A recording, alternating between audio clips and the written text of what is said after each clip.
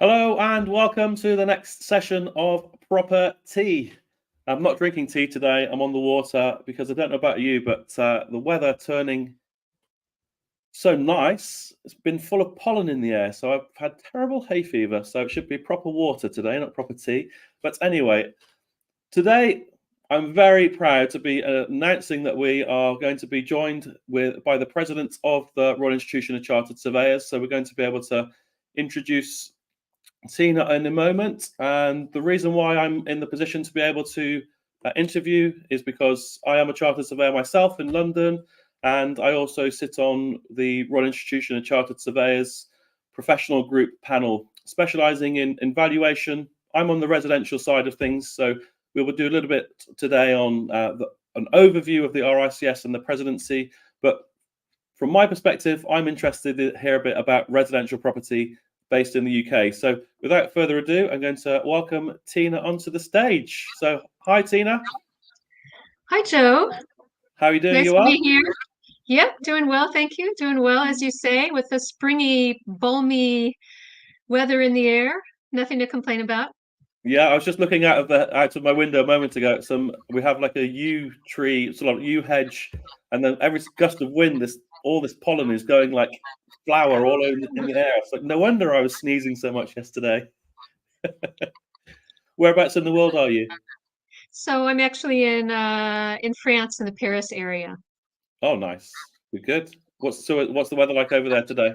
Well, actually quite sunny, balmy. It's warmer than usual for this time of year. Especially, well, I'm not in the south of France, but they've been having record temperatures. So you can see that climate change is affecting our atmosphere quite a bit. Yeah, we were talking about maybe going over to the south of France recently to go and get some sunshine. But the pets at home, they restricted us. There we go. Anyway, yeah, so congratulations on your appointment to being the president of the RICS. So Thank congratulations. you. Thank you, Joe. Please, may you give us our audience, a little bit of an overview of what the RICS president's role is and what you have to do? Absolutely. So the president's role is twofold. The president is an ambassador for the members across the world where we have activity and members, but we're also the chair of governing council. And governing council is the top body of governance within the RICS organization. So it's that double role that I take up after 2 years of prepping for it, because you first get elected as senior vice president, and then you move on the following year, if everything goes well, to president-elect, and then finally to the role of president in the third year. Great. I think someone just saying we have no sound and perhaps a little bit slow transmission speeds. I'm not too sure what's going on. Uh-oh, uh-oh. Apologies. I'll just 1 second see if I've gone mute and unmute. I can hear you fine. I can hear you fine as well. Oh, interesting. We'll wait and see what happens. Just some questions from the audience. So sorry about that. Well, we'll carry on anyway. So let me ask you a couple of questions, if that's okay, about your background. So how did you become a surveyor? What got you into surveying in the first place? Well, yeah, I mean, I initially trained as an architect. I really wanted to get into the built environment and something creative. I love maths and I wanted something creative. So I went first into architecture, and then I followed up with after having worked as an architect and a lighting designer for a few years, I went back to school and actually studied in an RICS accredited master's program in real estate and management, urban management. And that's when I first started hearing about RICS. And became very interested. Then I started working in the field, working in real estate, investment development, and project management. and I started working internationally and using and I worked a lot in South America and in Eastern Europe, Central and Eastern Europe. And I started actually using the RICS members guidebook to find people, professionals who I wanted to work with, who knew how to do discounted cash flow valuation, who knew how to do a red book valuation, et cetera.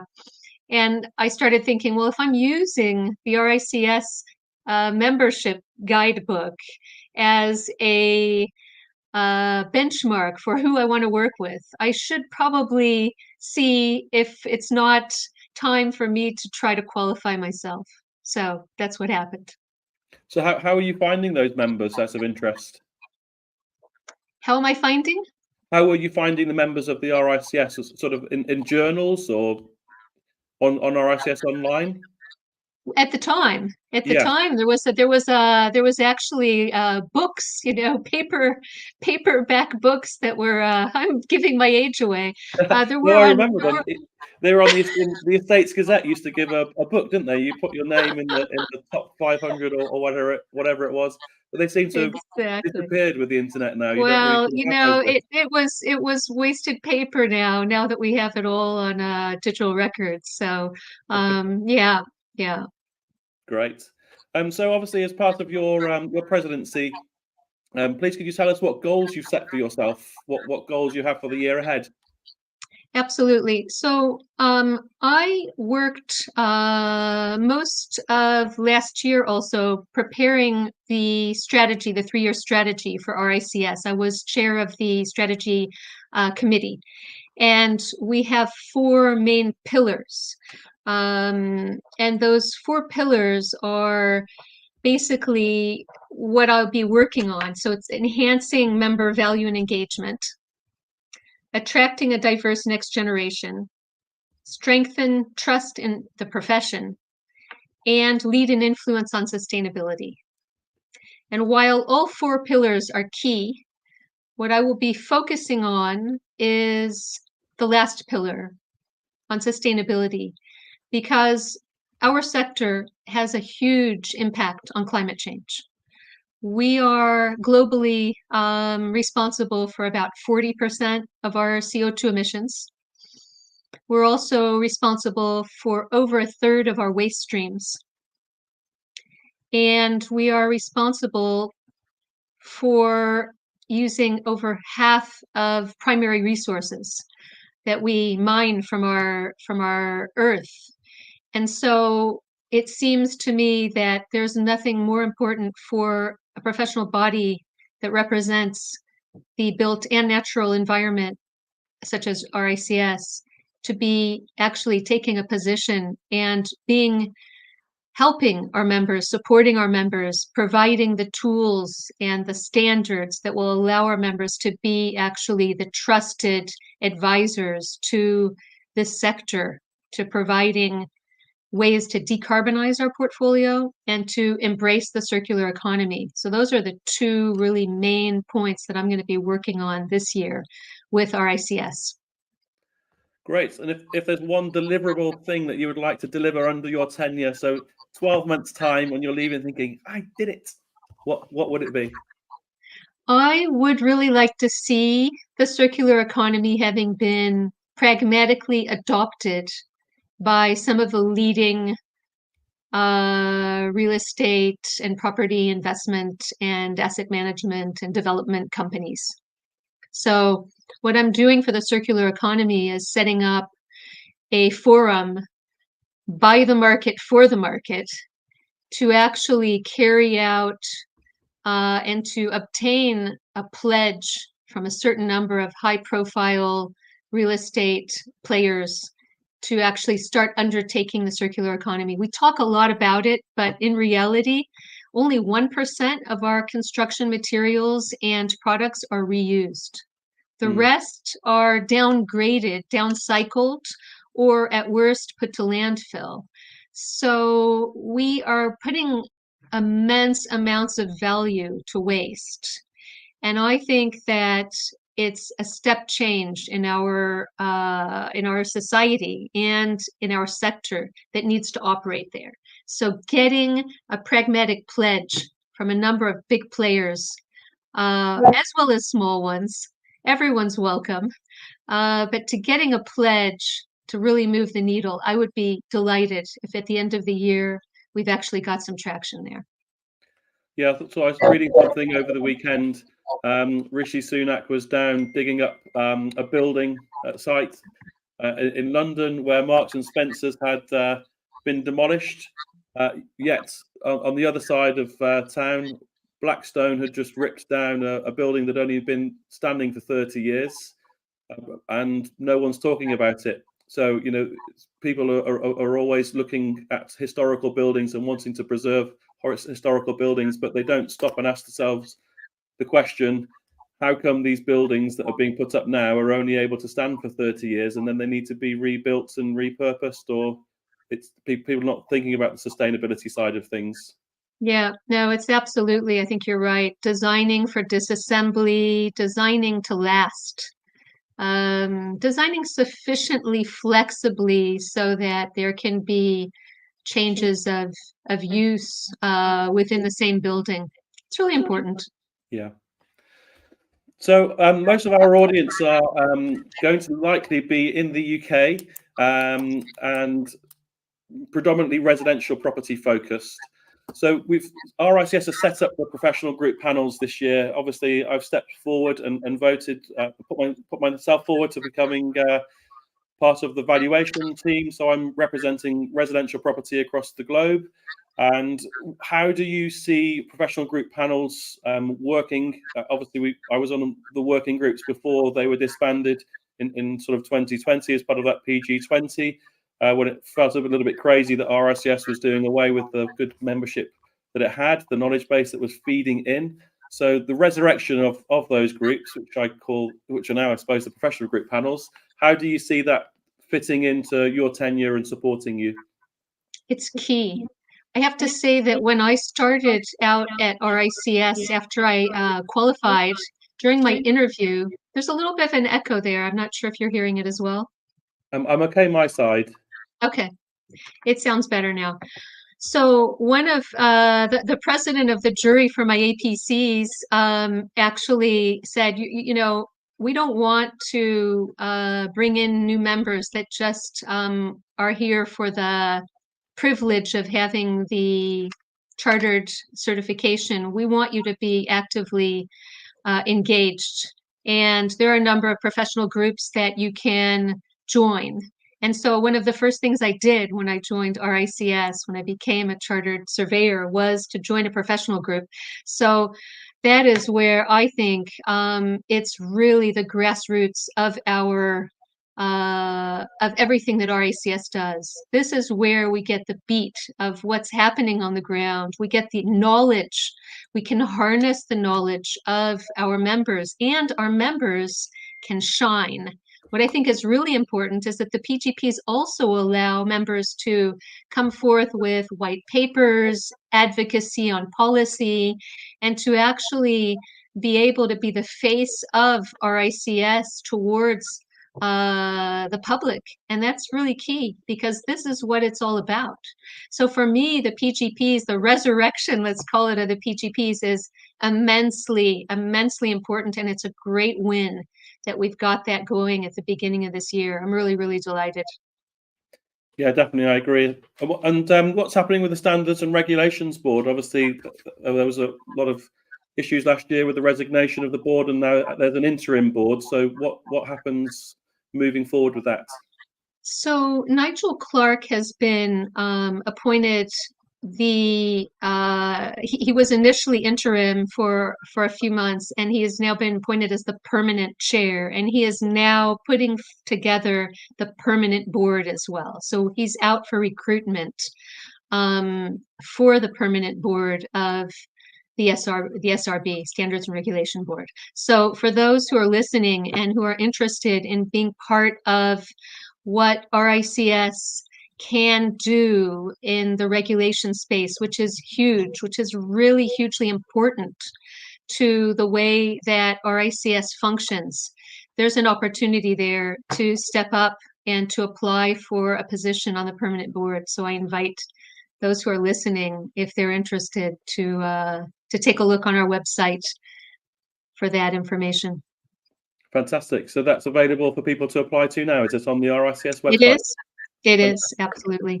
Yeah, it's good. I don't know whether you've heard much about it in the residential space, but there's been some quite bad failings of firms of surveyors that have let a lot of the general public down of late.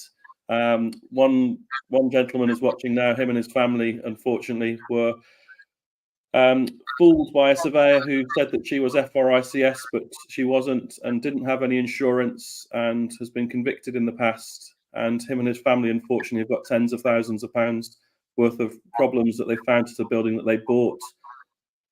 So I'm not sure if you're aware of the case or what's happening. I am aware, and the judgment has been published in full on the website. And one thing I can say is that we can always learn from these sorts of cases. It's terrible. My heart goes out to the families and the people who have been misled and have lost value, property, finance. It's terrible. My heart goes out to them. And I have to say that I think it's very fitting that the case has been judged and has been harshly judged, and that this person in question and this practice in question has been, clearly identified and stripped of the RICS accreditation. So that's really important. I really can't comment more on it, because the case itself, the findings are on the website. However, the one thing I would like to say, I don't want to close it like that. I would like to say that the Standards and Regulation Board and the team had worked very hard on prosecuting this case and preparing this case for prosecution. I don't even know if the term prosecution is right, so don't quote me on that. It might be a misnomer. And at the same time, I think we all remain humble before cases like this. We have things to learn. We will constantly be revising our processes and procedures to ensure, as far as we can, that this sort of thing doesn't happen again. Yeah, definitely. And I think that for me is one thing that's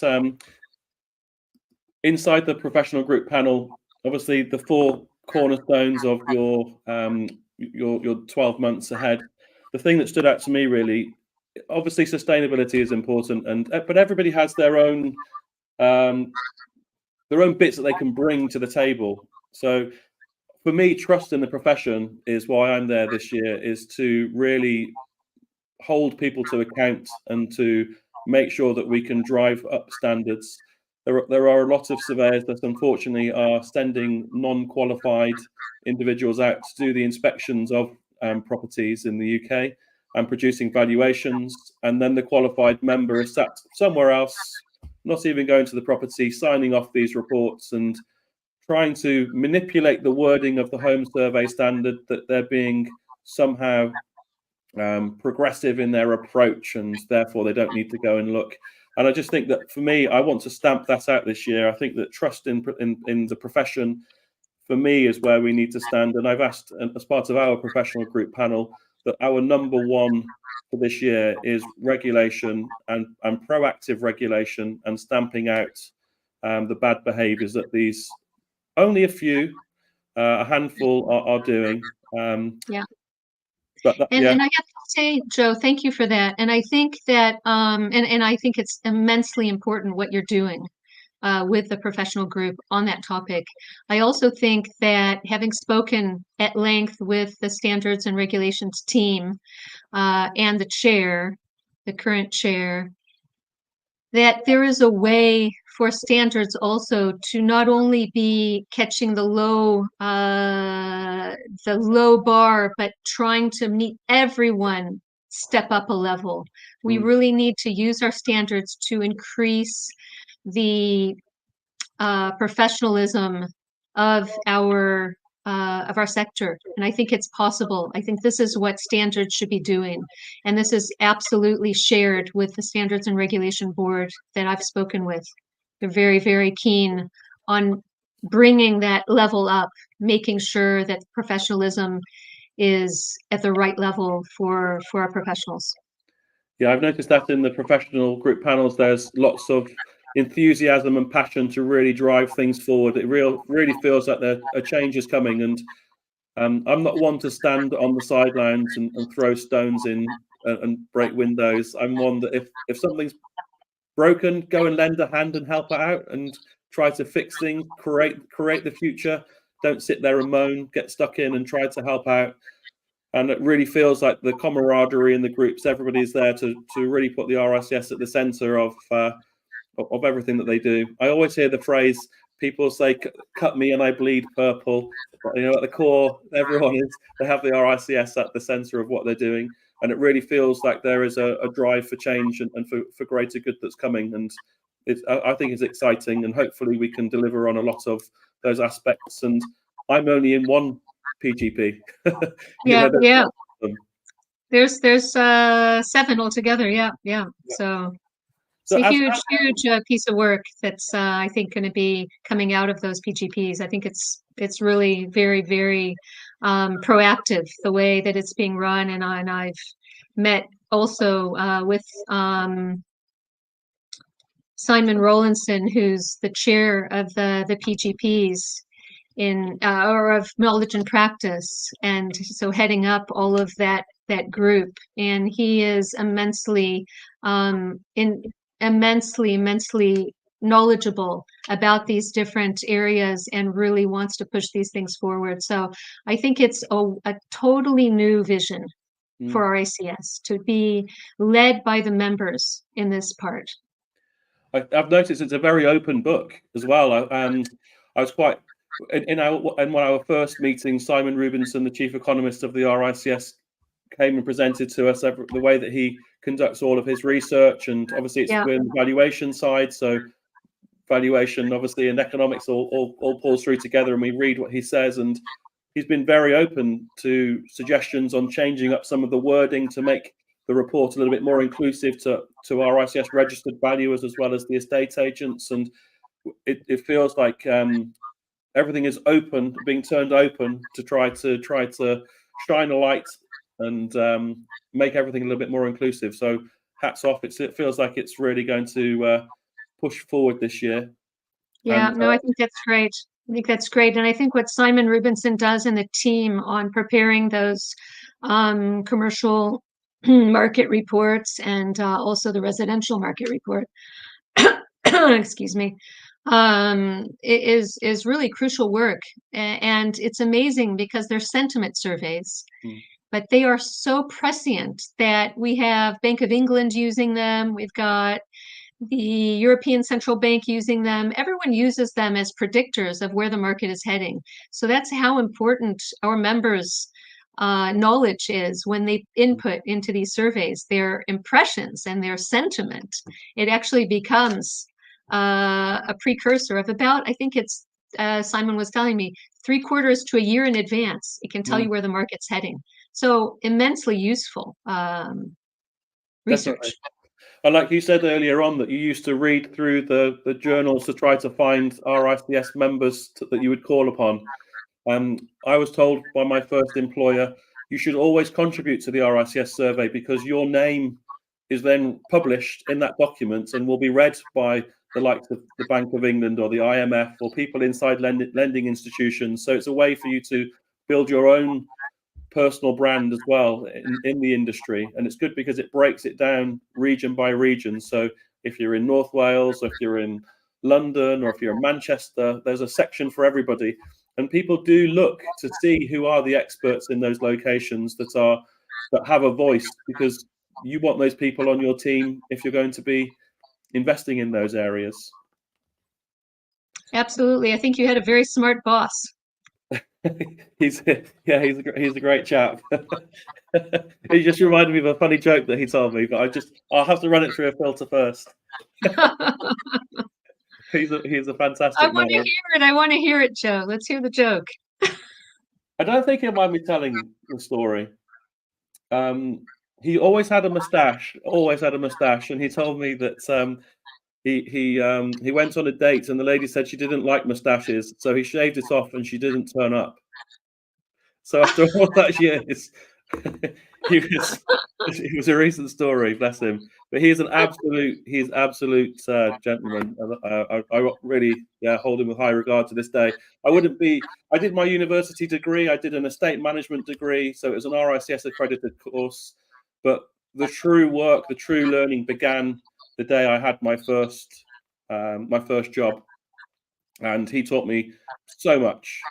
I then left as a small private practice in South London, and then I left and I went to work at Cushman and Wakefield, who are the second largest global advisor, and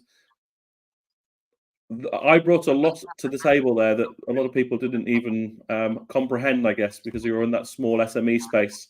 But then likewise, I learned a lot in the corporate space that I took back with me when I started my own business.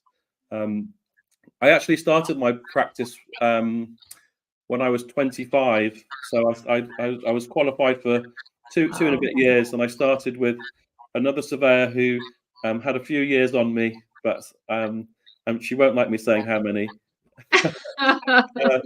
And then we recruited a building surveyor in his late 50s, so that we had depth of knowledge.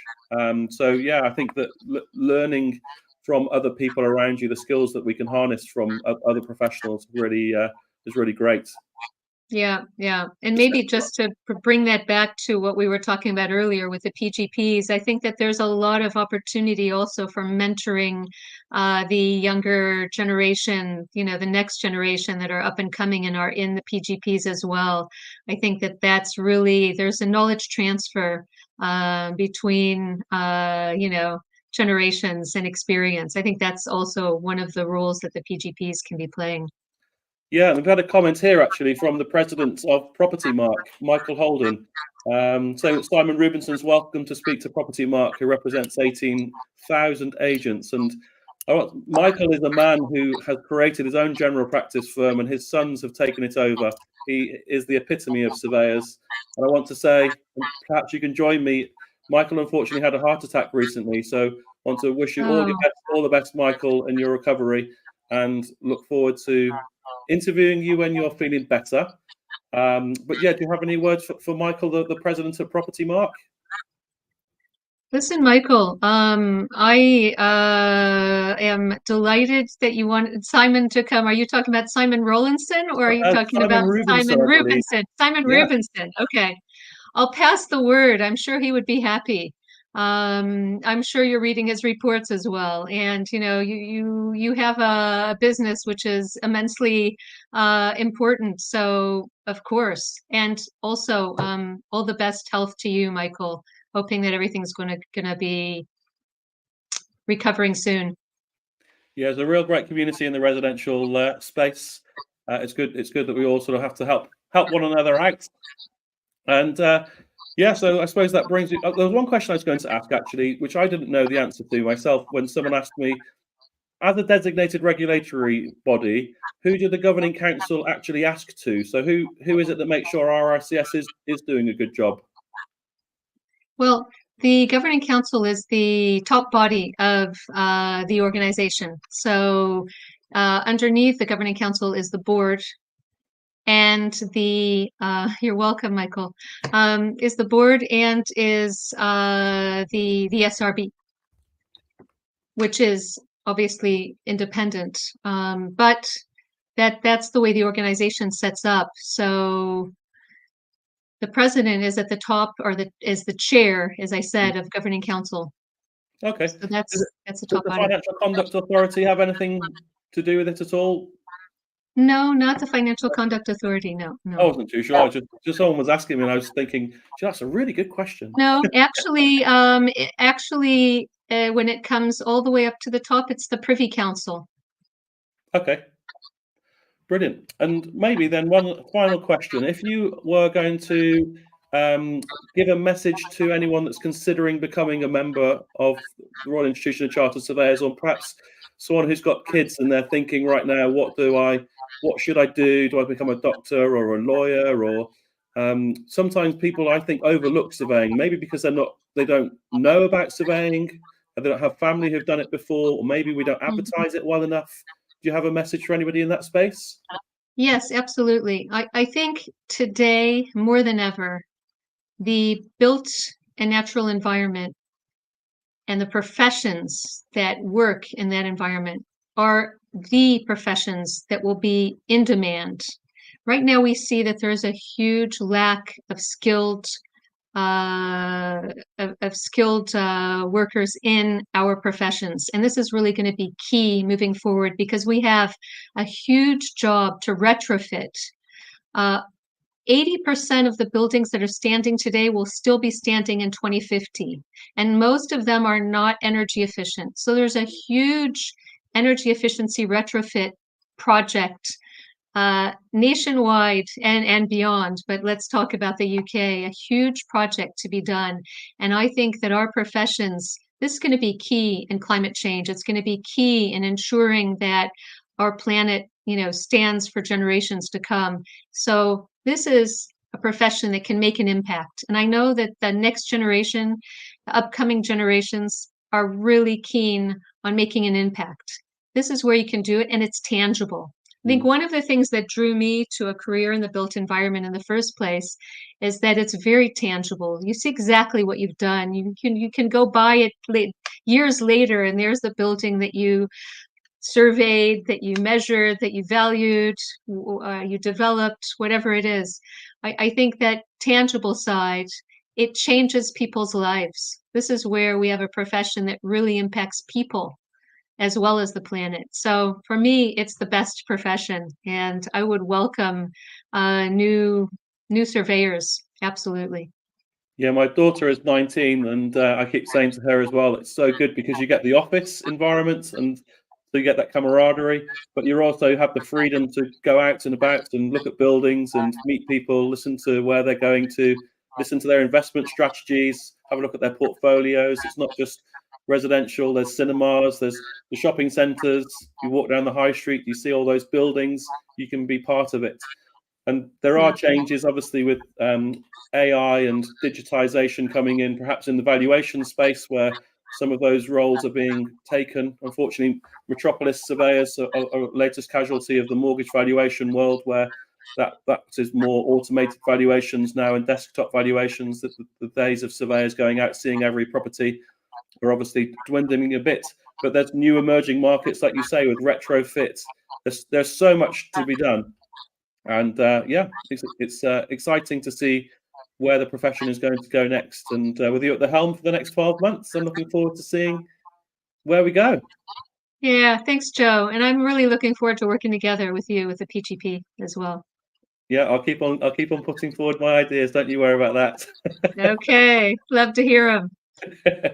Thank you so much for coming on. And you didn't need to do this, so thank you very much for speaking to all of our members and bringing yourself, a photograph in a magazine, to life, if you know what I mean. Sometimes you read what someone says, but just to have a nice open chat really brings you out. Really appreciate it, Joe, and loved being with you for this half hour. Thanks a lot for inviting me. I'm going to end the session now. So thanks everybody for watching. Catch you on the next episode of PROPERTEA.